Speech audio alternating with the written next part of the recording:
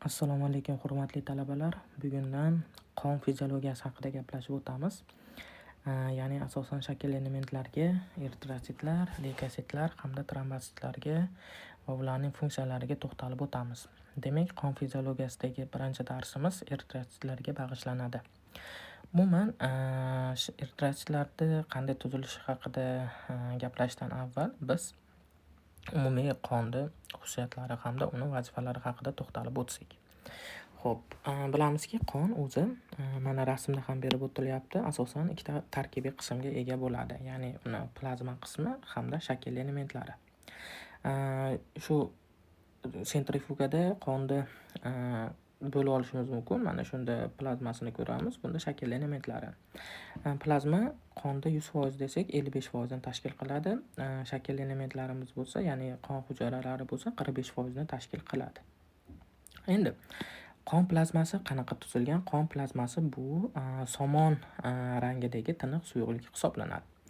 Asosiy tarkibiy qismlariga mana shu joyda berib o'tilyapti. Suv, oqsillar hamda elektrolitlar, ya'ni ionlar kiradi. Endi bilamizki, plazma tarkibidagi suv bu 90-92% ni tashkil qiladi. Oqsillar 7-8% va 1-2% elektrolitlar bo'ladi.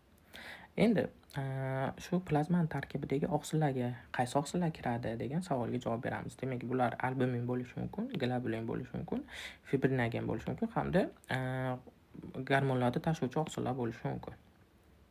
Endi bu oqsillarda ham, plazma oqsillarning ham o'zini foizi bor, ya'ni hammasi ham bir tekisda tarqalmagan.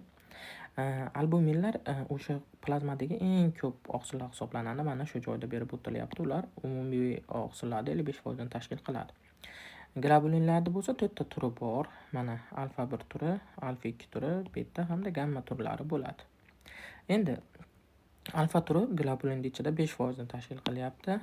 Mana rasmimizda berilyapti. Alfa 2 turi 9%, beta 13% hamda gamma 11% ni tashkil qilyapti va qolgan oqsilimiz bu fibrinogen hisoblanadi. Endi ushbu oqsillarda ham o'zining funksiyasi bor. Bularga qisqacha to'xtalib o'tib ketamiz. Demak, albuminlar asosiy o'sha transport oqsillari hisoblanadi. Organizmdagi o'sha gormonlar, faqat gormon emas, balki boshqa mahsulotlarni ham tegishli a'zolarga tashib berish uchun xizmat qilib beradi. Globulinlar ham xuddi shunaqa vazifani o'tab beradi, ya'ni ular ham tashuvchi oqsillar. Bundan tashqari gamma globulinlar immunitetda ma'lum darajada saqlab berishda qatnashib turishadi. Endi fibrinogen oqsilimiz bilamizki, bu qon evishida qatnashuvchi oqsil hisoblanadi. U fibrin hosil qiladi va bu fibrin kelgan qon evishini ta'minlab beruvchi oqsil hisoblanyapti. Endi bu plazma tarkibidagi oqsillar edi. Endi ionlarga, ya'ni elektrolitlarga nimalar kirishi mumkin? Shu biz bilgan tuzlar yoki bo'lmasa natriy, kaliy, magniy, kalsiy ionlari kirishi mumkin. Plazma tarkibi bu. Endi shakl elementlarimiz-chi? Shakl elementlarimiz asosan trombositlar, eritrotsitlar hamda leykositlar hisoblanadi. Lekin bundan tashqari yana qonda o'zining hujayralari bor. Buni hozir gemopoiz mavzusida gaplashib o'tamiz. Endi qonda vazifalari nima? Qonda bilamizki, juda ham ko'plab vazifalari mavjud. Bulardan birinchisi bu demak hammamiz bilgan transport vazifasi. Nimani transport qiladi desak, asosan ozuqa moddalarini transport qilishda qatnashib beradi. Endi ozuqa moddalarini tashishda bilamizki, demak eritrotsitlar qatnashadi. Undan tashqari qon nafas olishda ta'minlab beradi. Nima uchun? Aynan o'sha eritrotsitlar kislorod hamda karbon angidrid gazlarini a'zo to'qimalari va o'pkalar orasida almashinuvini ta'minlab beradi. Ikkinchi tomondan bilamizki, qon bu ajratish funksiyasini ham bajaradi. Nima? Ya'ni odam organizmida hosil bo'layotgan chiqindi mahsulotlar, kreatinin, mochivin asidiy kislotalarda o'sha filtrlanib chiqishida, tashqi muhitga chiqishida asosiy vazifani bajarib beradi. Va keyingisi aytib o'tganimdek himoya vazifasi, immun sistema sifatida ma'lum darajada ishlab beradi. Keyin gomeostazda qatnashadi, ya'ni odamda ichki muhitini nisbiy turg'unligini ta'minlashda. Nima uchun? Aynan qon hamda to'qimalar orasidagi suyuqlik, ya'ni qon tarkibidagi suv hamda to'qimalar orasidagi suyuqlik bir-biri bilan almashinuv xususiyatiga ega va bu orqali qon ma'lum darajada gomeostazni ta'minlab beradi. Va oxirgi funksiyasi bu tana haroratining doimiyligini ta'minlashda, ya'ni temperaturani ta'minlashda qatnashib beradi. haroratini boshqarishda. O'sha qon orqali issiqlikni chiqarilishi, misol uchun temperatura oshayotganda yo bo'lmasam qon tomirlar torayishi sovuq paytda va qon oqimining sekinlashishi orqali issiqlikning saqlanib qolinishi barchasi o'sha qon orqali amalga oshadi. Endi bu o'sha qonda umumiy tushunchalari, uni tarkibi haqidagi ma'lumotlar edi. Endi yana eritrosit mavzusiga o'tishdan avval biz gemopaiz haqida gaplashib o'tishimiz kerak. Nima uchun? Gemopaiz bu qon hosil bo'lishi hisoblanadi. Qon hosil bo'lish bosqichlari hisoblanadi. Endi gemopaiz qanday hosil bo'ladi? Ya'ni qon hujayralari qanday hosil bo'ladi degan savolga javob topamiz.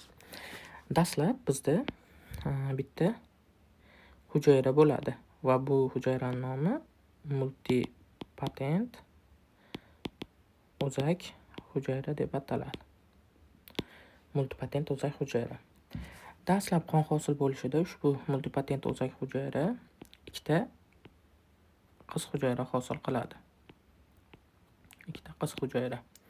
Bu qiz hujayralarning birinchisi limfoid o'zak hujayra deb ataladi. Limfoid o'zak hujayra. Ikkinchisi mieloid o'zak hujayra deb ataladi. Mieloid o'zak hujayra. Endi ko'rayotgan bo'lsak, multipatentda ham mana o'zak so'zi bor. U hosil qilayotgan ikkita hujayrada ham, ya'ni limfoidda ham o'zak so'zi bor, mieloidda ham o'zak so'zi bor. O'zak so'zi nimani anglatadi? O'zak so'zi, ya'ni qaysidir bitta hujayrada o'zak bormi, ya'ni so'zda o'zak bormi, demak bu ikkita xususiyatga ega hujayra degani. Qanaqa xususiyat desak, o'zak hujayralar birinchisi bo'linib ko'payish xususiyatiga ega. Bo'linib ko'payish xususiyatiga ega bo'ladi. Ikkinchisi, o'zak hujayralar differensiallasha oladi. Ya'ni differensiallanish nima degani? Spesifik xususiyatga ega bo'lgan hujayra hosil qila oladi degan. Differensiallasha oladi. Demak, o'zak hujayralarda shu ikkita xususiyat bo'ladi ekan. Endi differensiallanish xususiyatiga ega bo'lgan hujayralarni biz progenitor hujayralar deb ataymiz. Progenitor hujayra. Aynan qaysidir bitta hujayra yetilishdan avval progenitor hujayrani hosil qiladi. Bularga hozir to'xtalib o'tamiz. Demak, mana multipatent o'zak hujayramiz limfoid o'zak hujayra hamda mieloid o'zak hujayrani hosil qildi. Demak, bular ham hozir aytib o'tganimizdek bo'linib ko'payish xususiyatiga hamda differensiallanish xususiyatiga ega. Demak, limfoid o'zak hujayralar bo'linib ko'payganda qanday hujayralar hosil qiladi? Limfoid o'zak hujayralardan 3 xil yangi hujayra hosil bo'ladi. Bular T limfositlar, T limfosit, B limfositlar hamda oxirgisi natural killer hujayralari. Natural killer hujayralarini hosil qiladi. Endi bu hosil bo'layotgan hujayralar ham ma'lum bir turlarga bo'linadi. Ya'ni T limfositlarda yangi adabiyotlarda ikki xil turi bor. Bular birinchisi T helper hujayralari, T helper. Ikkinchisi T killer hujayralari. T killer. Endi bular vazifasiga qisqacha to'xtalib o'taman. B limfositdan o'z navbatida ikkiga bo'linadi. B xotira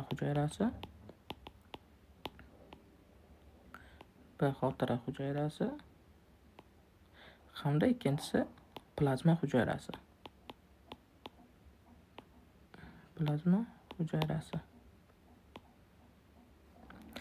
Natural killer hujayralari bo'linmaydi. Endi multipatent o'zak hujayradan hosil bo'layotgan ikkinchi hujayramiz mieloid o'zak hujayralaridan nima hosil bo'ladi? Shular haqida gaplashib o'tsak. Mieloid o'zak hujayralaridan birinchi navbatda eritrotsitlar, disksimon mana.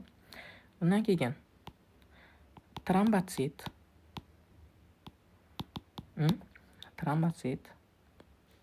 undan keyin semiz hujayra,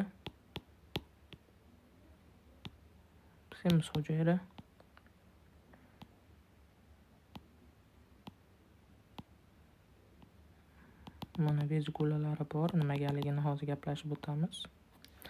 Va oxirgisi mieloblast hujayralar hosil bo'ladi. Mieloblast Hujayralar. Nimaga bular mieloblastlar hujayralar deyapti, ya'ni ko'plikda ishlatyapmiz. Aynan mieloblast hujayralar ham yangi hujayralar hosil qilish xususiyatiga ega. Multipatent o'zak hujayradan hosil bo'lgan mieloid o'zak hujayradan bo'linishdan hosil bo'lgan mieloblast hujayradan qanday hujayralar hosil bo'ladi? Mieloblast hujayralardan birinchi navbatda neytrofillar hosil bo'ladi. Neytrofil. Undan keyin bazofil va eozinofil, eozinofil va oxirgisi monotitlar hosil bo'ladi. Monotsit demak mieloblast hujayradan 4 xil yangi hujayra hosil bo'ladi. Endi bularning funksiyasiga qisman to'xtalib o'tamiz. Immunologiya darslarida aynan shu hujayralarda qanday ishlashini to'liq o'rganib olasizlar. Endi qisqacha to'xtalib bo'lsak, mana limfoid o'zak hujayradan hosil bo'lgan birinchi T limfositlarimiz nima ish qilib beradi? T limfositlarning birinchisi mana T helperlar vazifasi asosan yallig'lanish jarayonlarida qatnashish, ya'ni organizmga qanaqadir bitta patogen tushsa yoki ichki muhitdan hosil bo'layotgan yot zarracha organizmga qarshi kurashib qo'yadigan bo'lsa, unga T helperlar aynan yot modda, ya'ni patogenga qarshi kurashishni boshlab beradi. Bular o'zlaridan interleykin degan moddalar ishlab chiqaradi va patogenga qarshi aynan shu interleykinlar orqali bilvosita kurashadi. Bu jarayonda esa organizmda yallig'lanish degan jarayon kelib chiqadi. T helperlarchi, takillerlarchi. Takillerlar o'zi mana nomidan aytyaptiki, killer, o'ldiruvchi xususiyatga ega. Nima qiladi desak, takillerlar o'zidan ikki xil modda ishlab chiqaradi. Bularning birinchisi perforin degan modda, ikkinchisi granzim degan modda. Bu moddalar patogenga qarshi ishlab chiqariladi. Misol uchun organizmga qaysidir bitta bakteriya tushdi. Mana shu bakteriya. Shu paytda bu bakteriyaga qarshi takillerlar qanday kurashadi? Dastlab bu takillerlar o'zidan perforin degan moddani ishlab chiqaradi. Perforin bu mana perforatsiyani bilamiz. Teshaman degani o'sha yot moddani, ya'ni bakteriyani membranasini teshadi. Teshgandan keyin buni yot moddani membranasi, ya'ni qobiq teshilgandan keyin unda teshikchalar hosil bo'ldi. Shu paytda u granzim ishlab chiqaradi. Bu granzim o'sha perforin moddasi teshgan teshikchalardan kirib, bu yot moddani ichidagi organoidlarni parchalab tashlaydi va uni nobud bo'lishiga olib keladi. Shu orqali takillerlar patogenga, ya'ni asosan bakteriyalarga va zamburug'larga qarshi kurashish xususiyatiga ega bo'ladi.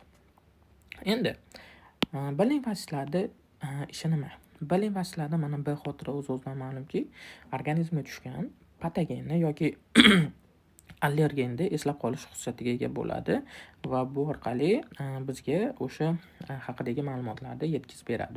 Bu organizmga tushgan patogen haqidagi ma'lumotni bir umr eslab qolish xususiyatiga ega bo'ladi B xotira hujayralari.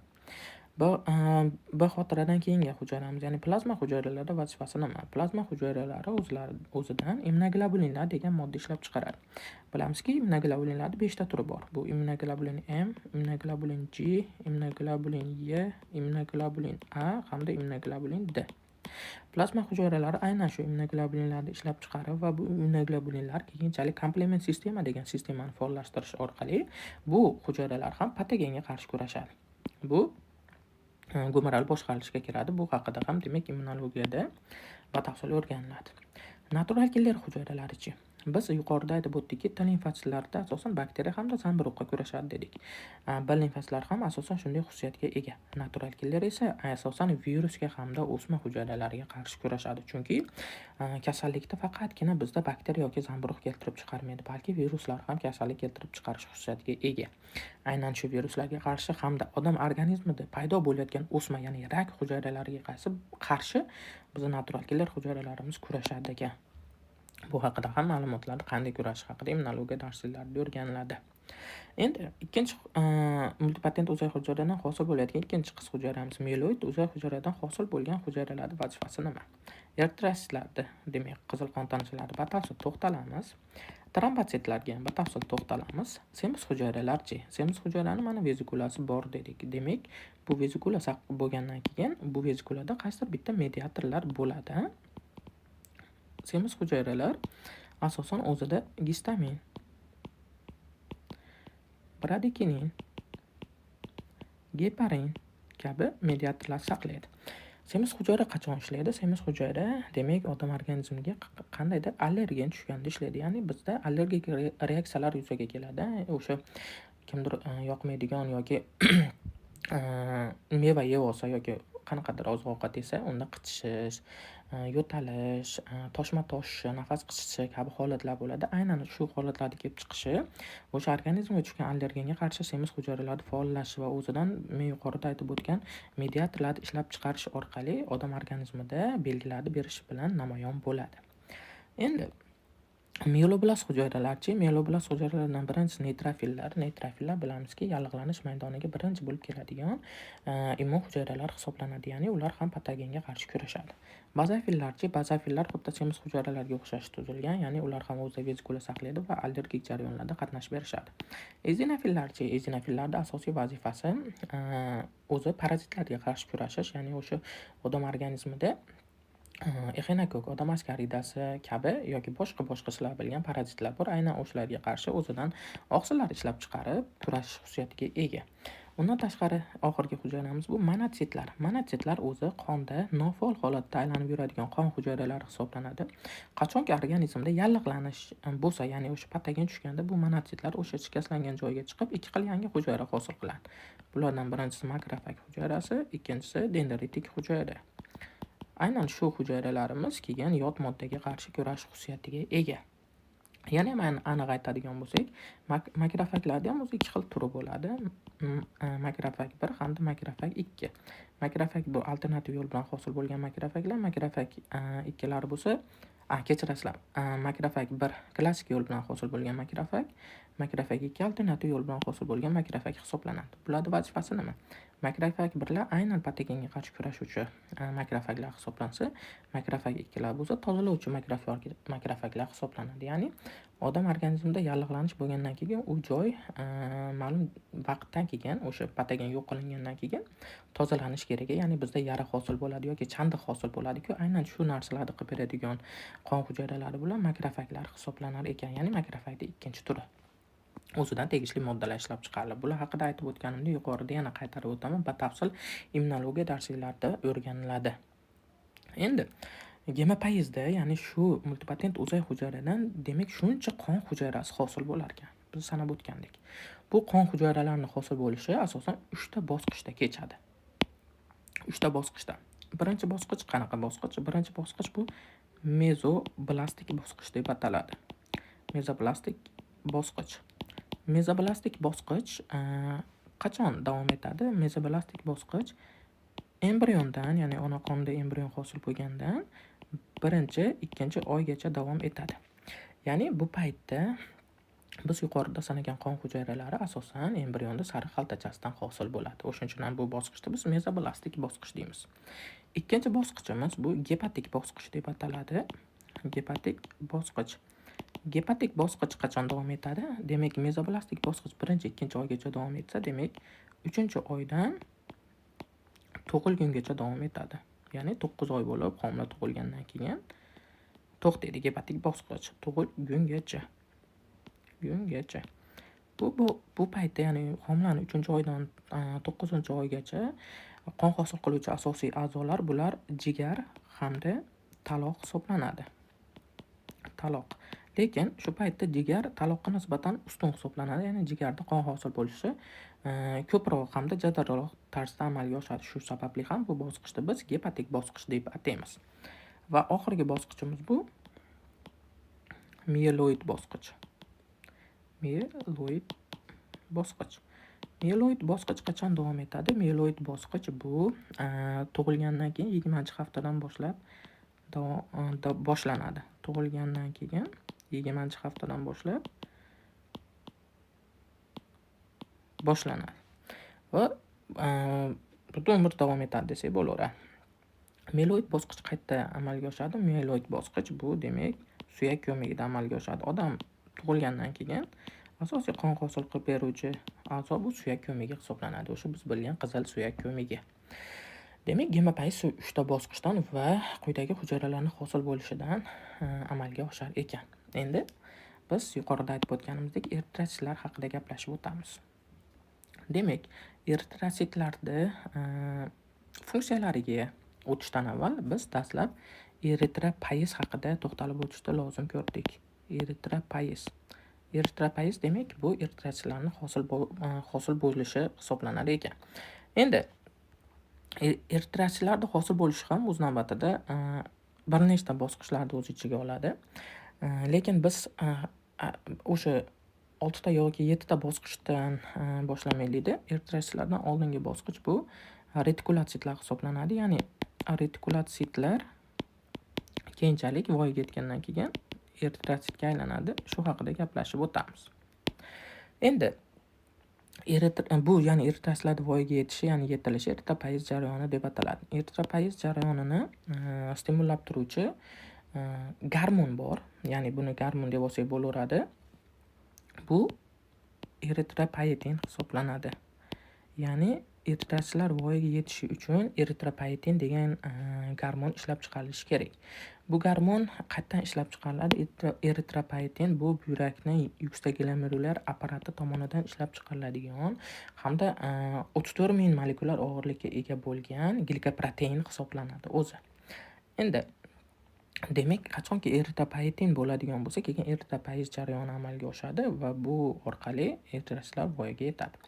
Yuqorida aytib o'tganimdek, eritrotsitlarda voyaga yetish uchun undan avvalgi bosqich retikulotsit amalga oshishi kerak. Retikulotsit qayerda amalga oshadi? Retikulotsit demak suyak ko'magida amalga oshadi.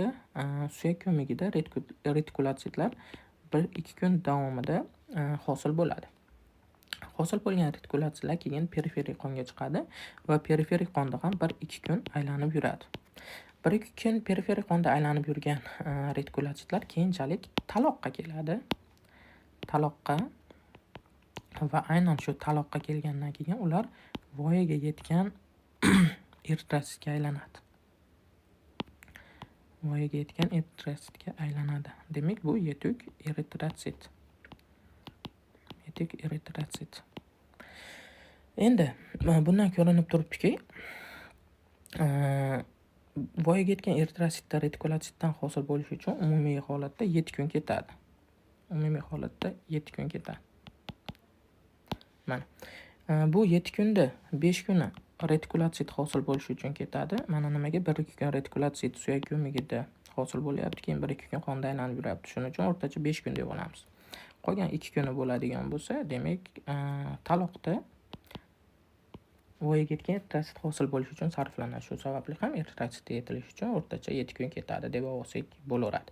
Endi aytib o'tganimdek, eritropoyez uchun eritropoyetin gormoni yuksagilomerulyar apparatdan, ya'ni buyrakdagi shu tuzilmadan ishlab chiqarilishi kerak ekan. Endi bu eritropoyetinni stimullovchi hamda tormozlovchi omillar bor. Endi eritropoyetinni stimullab turuvchi omillarga nimalar kiradi? Eritropoyetinni stimullovchi omillarga mana shu joyga chizsak bo'laveradi.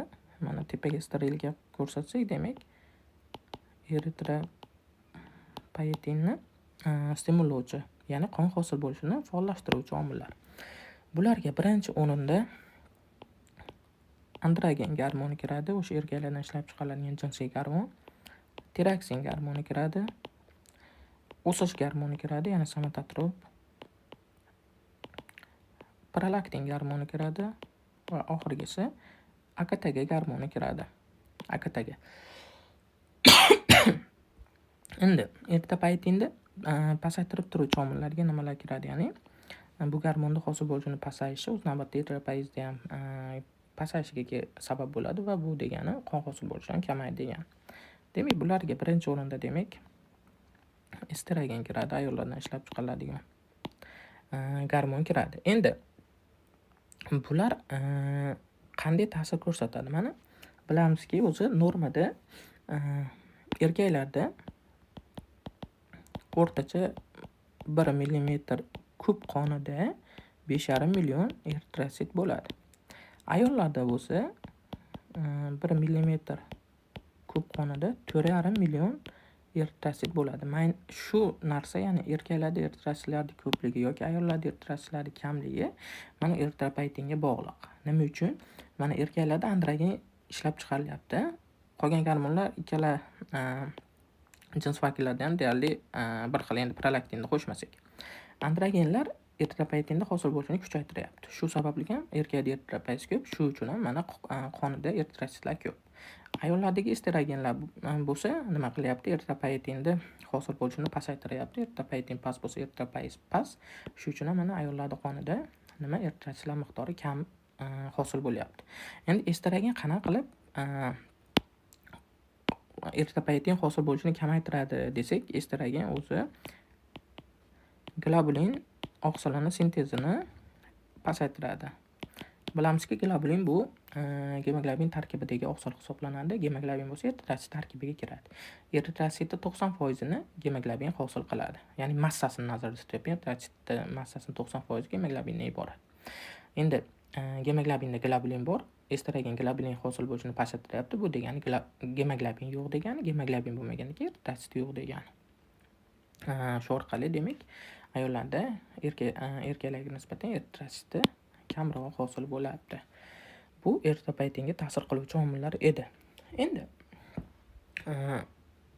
bundan tashqari eritropoyetin uchun yana qanday omillar kerak degan savolga javob bersak, eritropoyetin uchun bundan tashqari B12 vitamini shu joyda yozib ketavering. B12 vitamini, ya'ni senkobalamin bu kasalda ichki faktori deb ataladi. Kasalda tashqi faktori deb ataladi. Undan tashqari B9 vitamini, folik kislotasi, bundan tashqari oshqozonda bo'ladigan kasalda ichki faktori degan faktor ham muhim hisoblanadi.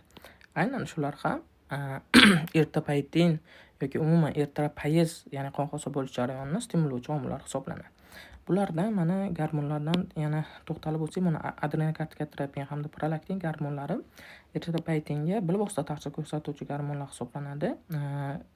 Ya'ni AKTga bu kortizolni ishlab chiqarishni kuchaytiradi. Kortizol bo'lsa eritropoyetinni kuchaytiruvchi omil hisoblanadi. Prolaktin ham bilvosita ta'sir ko'rsatish orqali eritropoyezda jadal tarzda amalga oshishini stimullab turadi. Endi B12 vitaminichi, B12 hamda B9 vitaminlari bular denga, ya'ni o'sha hujayralarda irsiy axborotini hosil bo'lishini ta'minlab beruvchi vitaminlar hisoblanadi. Agar bular yetishmaydigan bo'lsa, irsiy axborot hosil bo'lmaydi. Eritropoyez jarayoni amalga oshishi uchun, ya'ni mana retikulatsion eritritsit hosil bo'lishi uchun esa bizga DNK hamda RNKlar kerak, irsiy axborot kerak. Shuni ta'minlab beradigan narsa B12 vitamini, B9 hamda kasalda ichki faktorlar hisoblanadi. Kasalda ichki faktori B12 vitamini so'rilishi uchun kerak bo'ladi. Bular haqida hazm qilish mavzusida yana batafsil to'xtalib o'tiladi. Endi eritrotsitlarni o'zini tuzilishi haqida gaplashib o'tsak bo'ladi endi. Xo'p. Mana bu joydagi rasmimizda ham biz hozir yuqorida aytgan jarayonlar aytib o'tilgan. Mana eritropoyez jarayoni, ya'ni boshidan ketyapti. Gemopoyetik o'zan hujayra, narvablastdan retikulatsit, retikulatsiddan eritrotsit hosil bo'lyapti. Eritrotsit hosil bo'lishi uchun mana bu yurakdagi eritropoyetin ishlab chiqarishini stimullovchi ta'sir ko'rsatyapti. Endi bu jarayonda rag'batlantiruvchilar mana androgenlar, tiroksinlar hamda o'sish gormonlari, tormozlovchilar, estrogenlar, adenozin antagonistlari bular dori vositalari hisoblanyapti.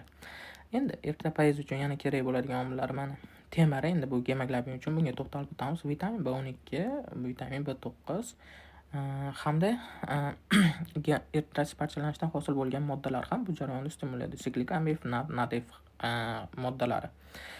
Mana androgenlar, tiroksin o'sish gormonlari biz yuqorida aytib o'tganimizdek nima qilyapti?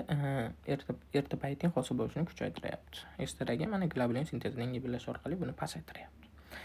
Shu haqida mana bizni rasmimizda ham biz yuqorida aytgan narsalarimizni demak isbotlovchi strukturalar berib o'tildi.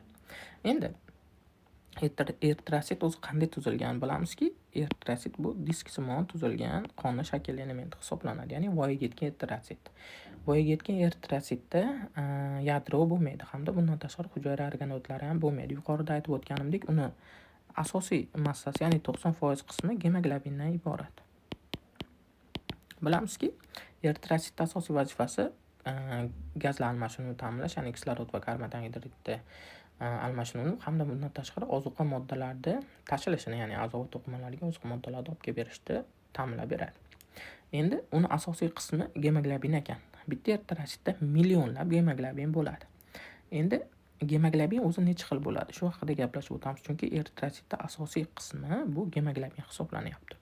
Gemoglobinda o'zini 3 xil turi bor. Ya'ni gemoglobin E1, gemoglobin A2 hamda gemoglobin F turi.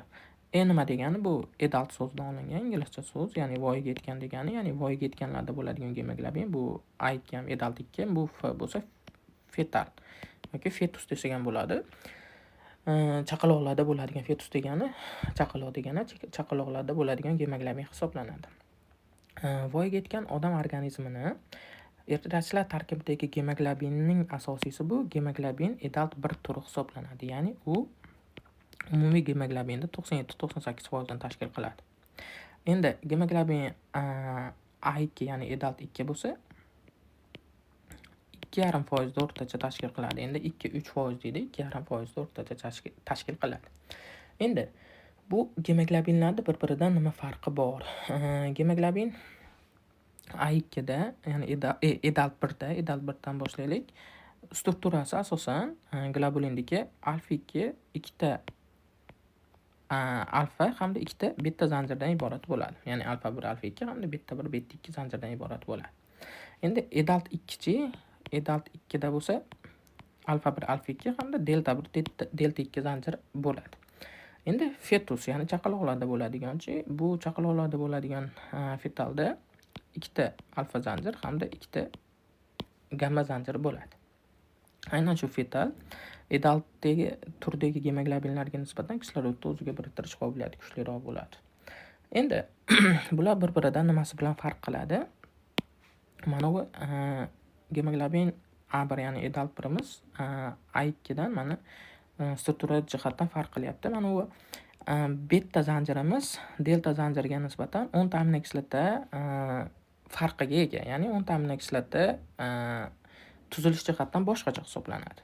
Endi bu beta 2imiz fetaldagi gamma 2 dan nimasi bilan farqlanadi desak, bu bilan bu beta 2 37 ta aminokislota farqiga ega. Ya'ni 37 ta aminokislota har xil tuzilishga ega bo'lgan hisoblanadi.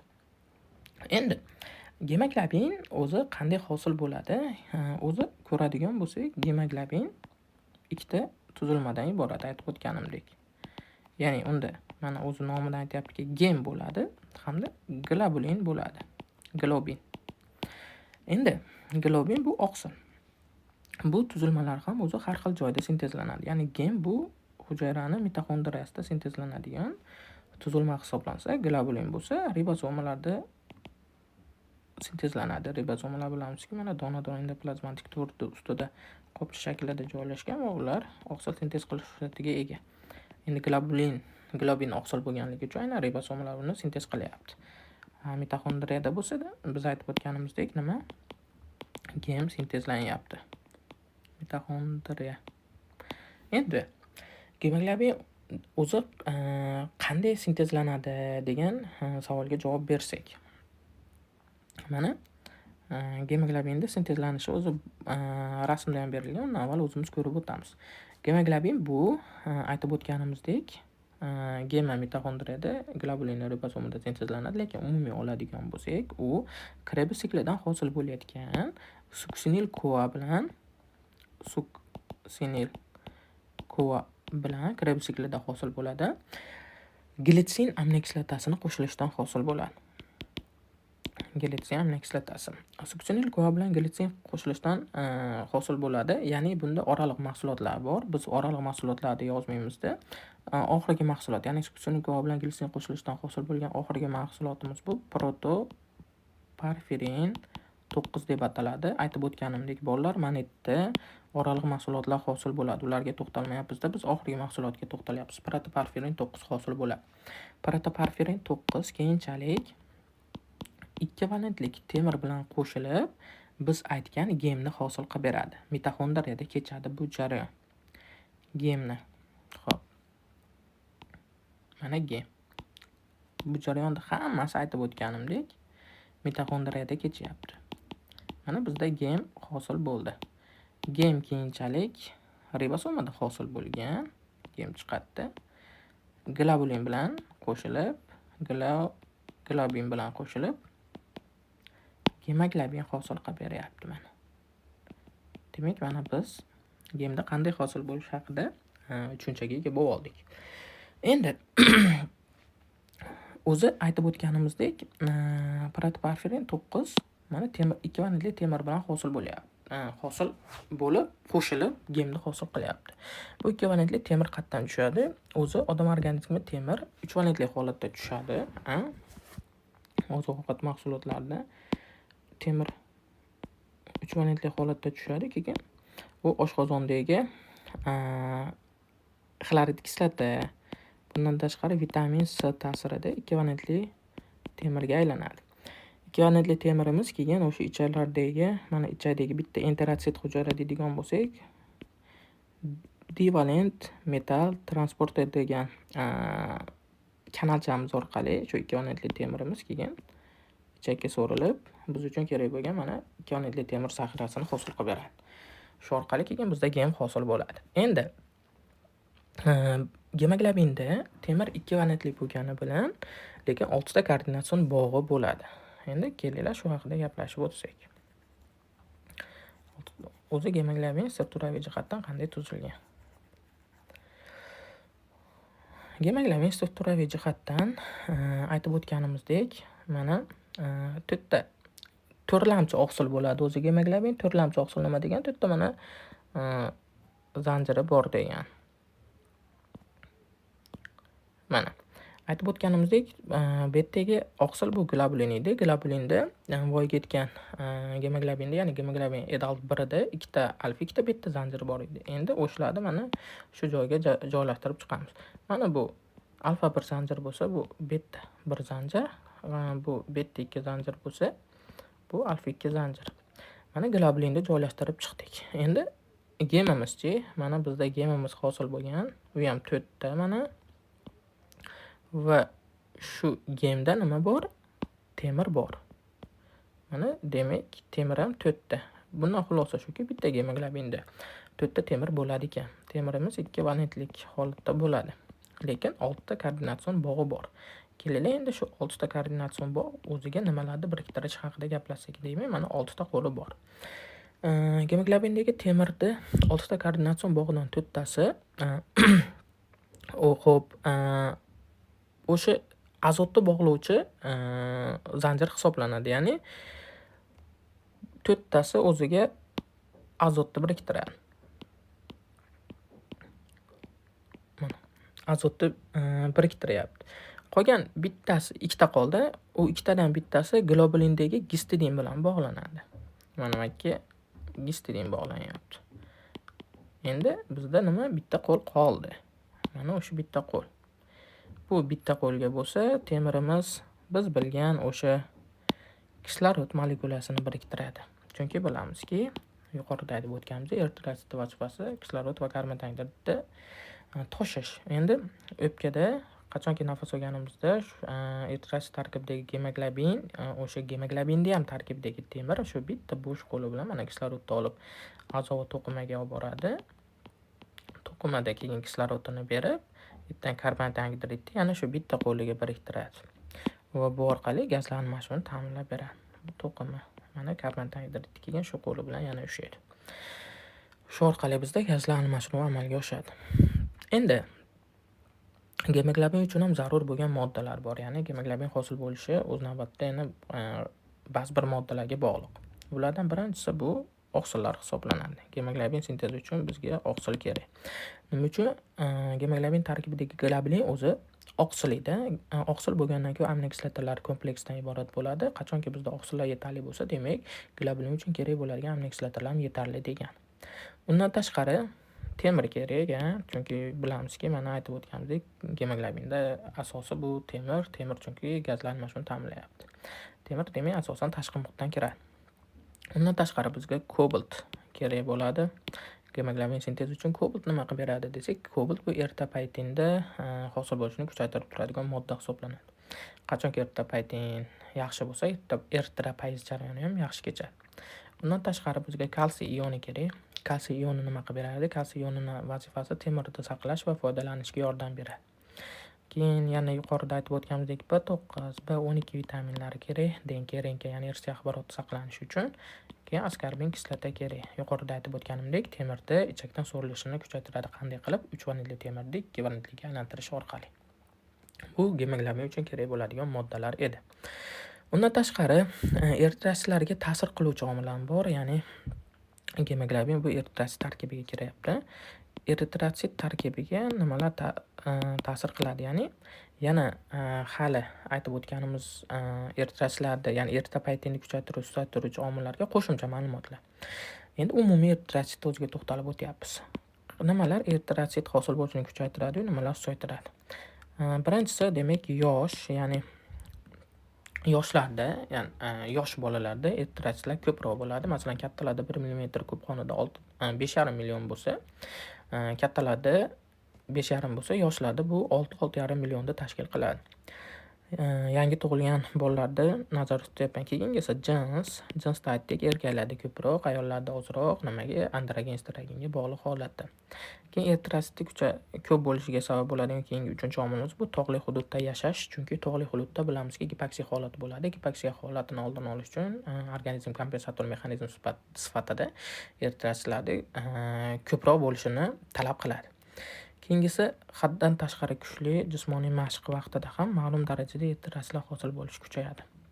Haddan tashqari kuchli jismoniy mehnat ta'sir qilyapti. Undan keyingisi hissiy holatlar. Nimaga? O'sha hissiy holatlarda bilamizki, mana depressiyada yoki bo'lmasam jahl chiqqanda yoki boshqa holatlarda bizda simpatik nerv sistemasi ko'tariladi, ishlab beradi ya'ni. Simpatik nerv sistemasini hisob yuzaga keladi. Bu simpatik nerv sistemasi qachonki kuchayganda odam organizmida eritrotsitlar hosil bo'lishi ham ma'lum darajada kuchayar ekan. Keyingisi ovqatlanish. Ovqatlanish vaqtida ham, ya'ni ovqatlanishdan keyin ham juda ham oz miqdorda eritrotsitlar hosil bo'lishi kuchayadi. Endi eritrotsitlarda hosil bo'lishini pasaytiruvchi omillar nima?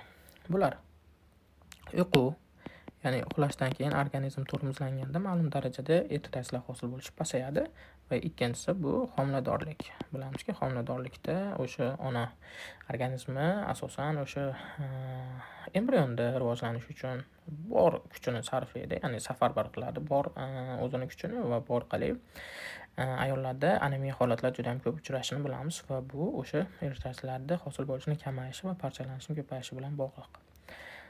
Mana rasmimizga endi to'xtalib o'tadigan bo'lsak, bizda mana disksiyon shaklidagi eritrotsitni beryapti. Globulin sintezi aytib o'tganimdek ribosomida kechyapti. Alfa zanjir, beta zanjirdan iborat. Alfa zanjirda 141 aminokislota bo'ladi, beta zanjirda 146 aminokislota bo'ladi. Gem sintezi mana mitoxondriyada kechyapti.